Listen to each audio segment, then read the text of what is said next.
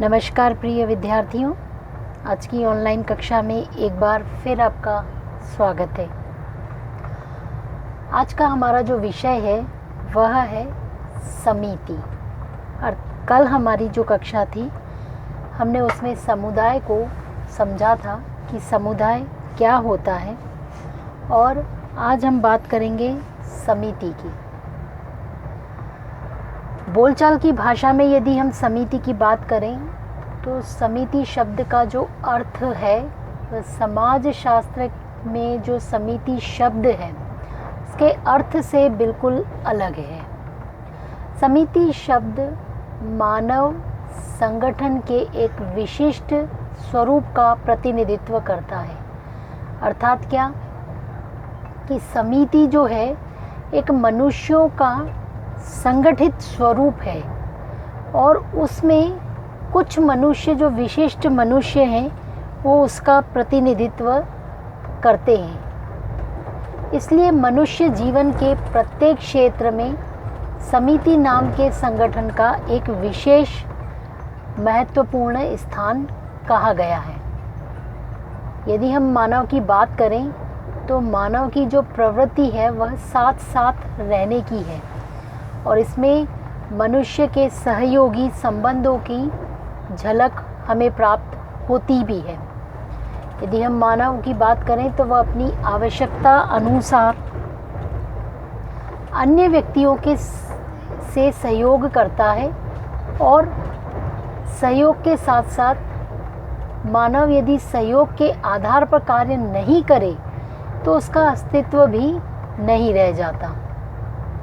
अर्थात क्या कि कोई भी मनुष्य जो है वह सहयोग के आधार पर ही उसका अस्तित्व निर्भर करता है। बिना सहयोग के वह यदि अपना एक अकेला अस्तित्व ढूंढने की कोशिश करे तो नहीं हो सकेगा। इसलिए मानव जो है, जो मनुष्य है, उसकी जो अपनी आवश्यकताएं हैं और उन आवश्यकताओं की पूर्ति के लिए वह हमेशा सहयोग और समझौता करता आया है, और इसी की पूर्ति के लिए सहयोग और समझौते की भावनाएं उसके अंदर पनपती हैं, और इसी के आधार पर वह सहयोग और समझौता परिस्थितिवश करता है। यह सहयोग और जो समझौता समाजशास्त्री यदि हम भाषा में बात करें तो इस सहयोग और समझौते को ही समिति के नाम से परिभाषित किया गया है। ठीक है। और यदि हम बोलचाल की भाषा में समझें तो बोलचाल की भाषा में सहयोग और समझौता एक चीज़ है, और उसी को हम यदि समाजशास्त्रीय परिभाषा में परिवर्तित कर दें तो वह क्या कहलाएगा? वह समिति नाम से संबोधित किया जाएगा। हम बात करें समिति जो है मानव की सहयोगी और सामाजिक प्रवृत्ति की द्योतक है। ये चीज़ हमें समझ में आ ही रही है, और जो मानव है वह वास्तव में बिना सहयोग के नहीं रह सकता, ये भी बात हमें समझ में आती है। तो इसके लिए वास्तव में होता क्या है? तो इसके लिए करना ये पड़ता है कि वह समर्पण कर देता है। कौन? मानव। तो जब वह समर्पण करता है तो समर्पित भाव से जब सहयोग और समझौता करके किसी कार्य में प्रवृत्त हुआ जाता है, इसी समर्पण का नाम ही समिति है। इस दृष्टि से विचार करने पर लगभग सभी समाजशास्त्रियों से ये बात तो, और सभी समाजशास्त्रीय विद्वानों की बात सहमति मिलती है कि समिति जो है वास्तव में एक प्रकार से सामाजिक समूह ही है, और उस सामाजिक समूह के अपने एक विशेष उद्देश्य की पूर्ति के तत्व उसमें मिलते हैं, और इसीलिए इसे संबोधित समिति नाम से कहकर किया जाता है। ये तो हुई समिति की अवधारणा। अब हम समिति का अर्थ और परिभाषाओं की बात करें तो समिति का वास्तव में अर्थ क्या है? समिति के लिए जो सामाजिक समूह के सभी आवश्यक तत्वों का होना आवश्यक है।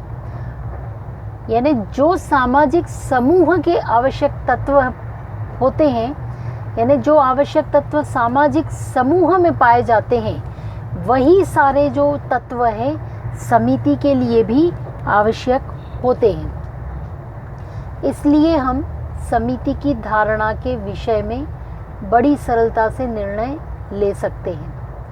और समिति वे सामाजिक समूह है जो विशिष्ट रूप से निर्धारित उद्देश्यों की पूर्ति के लिए संगठित किए जाते हैं।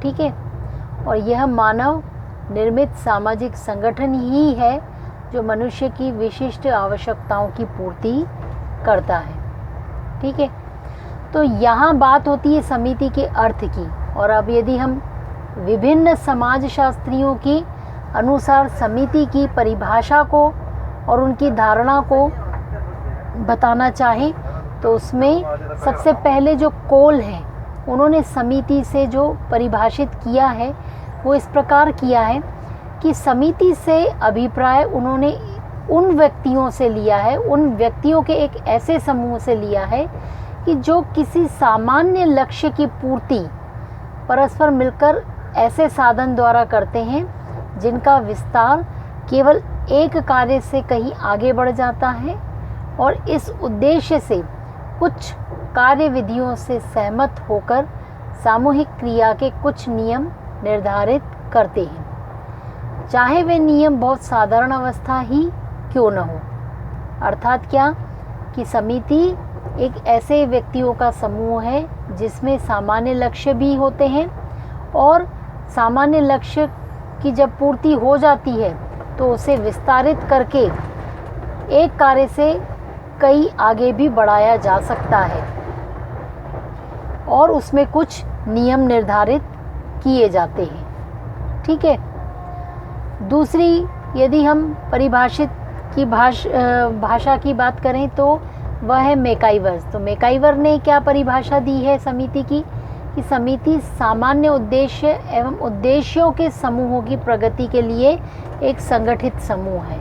यानी उन्होंने एक संगठित समूह को समिति का नाम दिया है। ठीक है, तो आज हम समिति की अवधारणा क्या है, समिति का क्या अर्थ है और समिति के जो विभिन्न समाजशास्त्रियों ने क्या क्या परिभाषाएं दी हैं, इस पर आज हमने विस्तृत रूप से चर्चा की है।